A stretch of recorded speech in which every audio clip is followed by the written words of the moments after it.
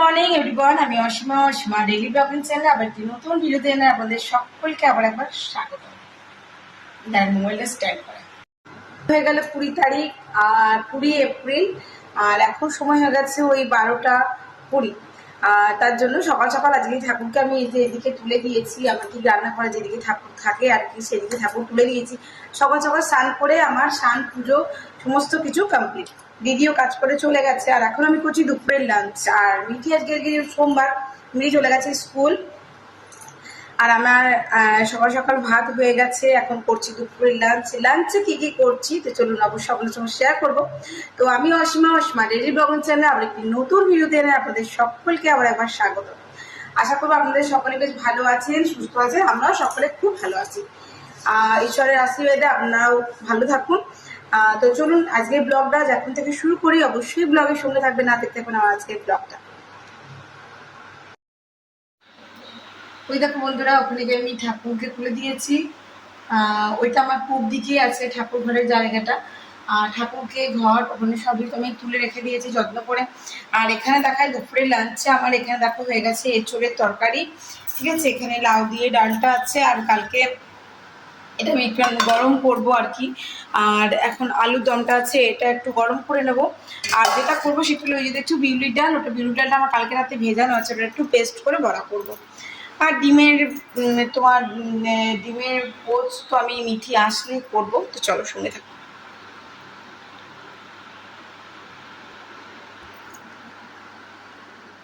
তো দেখেছো আমি কি কি দুপুরে লাঞ্চে তৈরি করেছি। এখন ভেজে দিলাম ডিম, মিঠির ভেজে দিয়েছি, এবার আমারটা ভাজছি। আর এখন আমরা মা বেটি খেতে বসবো, চলো। সো আজ হয়ে গেল নেক্সট ডে, কালকের পর থেকে তার ব্লগটা কন্টিনিউ করা হয়নি, বাট আজকে হয়ে গেল মঙ্গলবার। আমি এখন করে নিয়েছি স্নান। এখন কিন্তু সন্ধেবেলা, মানে সন্ধেও নয়, এখন হলো 8টা 23। আমি এখন যাচ্ছি মন্দির। তো চলো তোমাদেরকে আজকে দর্শন করাবো। মায়ের আগের সপ্তাহে দর্শন করানো হয়নি। আর কালকে থেকে যে ব্লগটা কন্টিনিউ চলছিল সেই ব্লগটা আমি এখনো কন্টিনিউ করবো, ঠিক আছে। তো এই যে দেখো আমার বেটি এখন পড়ছে।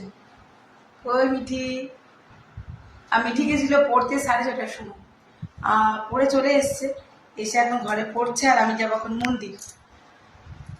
চলো তোমাদেরকে মন্দির মায়ের দর্শন করে নিয়ে আসি।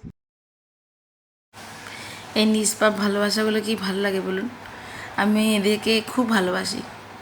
এদের কাছ থেকে নিঃস্বার্থ ভালোবাসা পাওয়া যায়, আমার খুব ভালো লাগে। আমি এদের সঙ্গে ফাঁকা টাইম পেলে এসে যে একটু খেলাই, বিস্কুট খাওয়াই, এটা ওটা খাওয়াই, আর ওরা খুব আদর করে। দেখছেন কেমন? এটা পুরো প্যারালাইসিস ছিল, ওটাকে আমরা চিকিৎসা করে ভালো করে। চলুন মন্দিরে ঘন্টা বাজছে আর আমরা চলে এসেছি আজ মন্দির। আর আমি পুজোর জন্য সব জিনিসটি গুছিয়ে নিয়ে চলে এসেছি, এমনকি প্রদীপ ধূপটাও। তো চলুন পুজোটা দেওয়া যাক। এই যে মায়ের পুকুর, যদিও আপনারা রেগুলারই আমার ব্লগে সেগুলো দেখেন, প্রতি মঙ্গলবারই। আগের মঙ্গলবার আমি আসতে পারিনি, এরকম একজন ওখানে পুজো দিচ্ছে।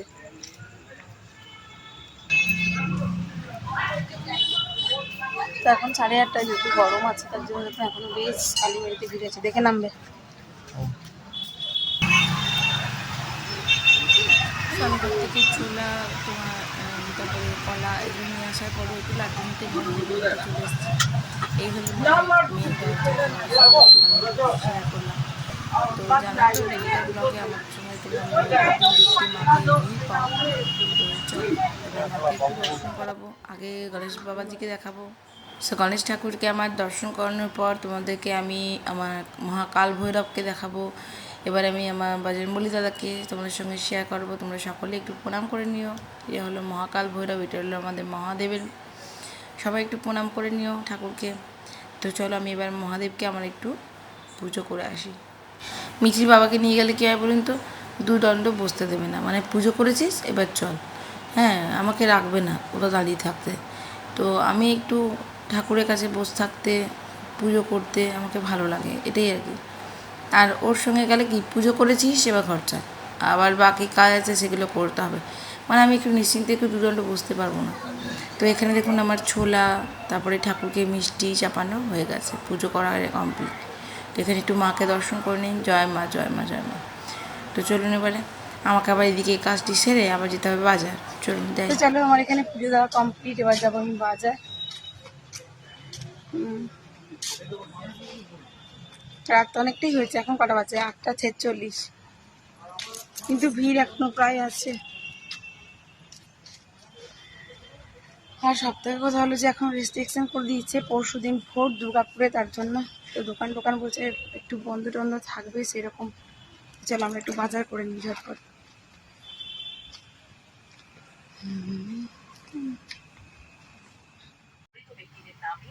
তো দেখতেই পাচ্ছ আমি জেঠুর দোকান চলে এসেছি, আমার একটু এখানে ছাতু বসিয়ে জিনিস নিচ্ছি এগুলো আমি লাগবে, তো আলু, চলো বাড়ি যাই। আলু দিয়ে মটরশুঁটি আর ক্যাপসিকাম, টমেটো, এই দিয়ে একটা নিরামিষ তরকারি করছি। আর রুটিটা আমি দোকান থেকে কিনে নিয়ে চলে এসেছি আজকে। আপনারা দেখলেন আমি দোকানে ছিলাম, দোকানে কিছু মালপত্র নেবার ছিল, সেগুলোকে নিয়ে এসেছি। এই যে সেগুলো আচার করা হয়নি এখনো, আর কি এটা আমার মশলার কোটো, এগুলো ভরা হয়নি। আর এই যে আমি একটু চানা নিয়ে এসেছি, একটু ঘুগনি টুগনি বানিয়ে নেবো, তাহলেই আমাদের চলে যাবে আর কি। যাই হোক, তো এই আর কি এখন সেদ্ধ করে আলুর মশলাটা দিয়ে এবারে আলুর তরকারিটা করছি। এটা দিয়ে রুটিটা নিয়ে চলে এসেছি, রুটিটা খেয়ে নেবো।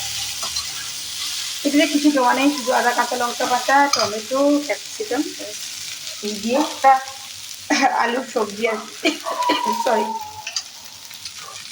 তো এবার একটু ভাজা মশলা আছে আমার, সেই ভাজা মশলাটা একটু দিয়ে দেবো। ভাজা মশলাটা আপনাদেরকে আর বলতে হবে না, জানিয়ে।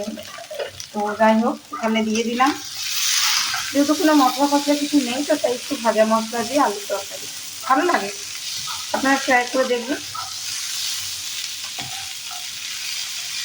আর আলুটা এসেই আমি সেদ্ধ বসিয়ে দিয়েছিলাম।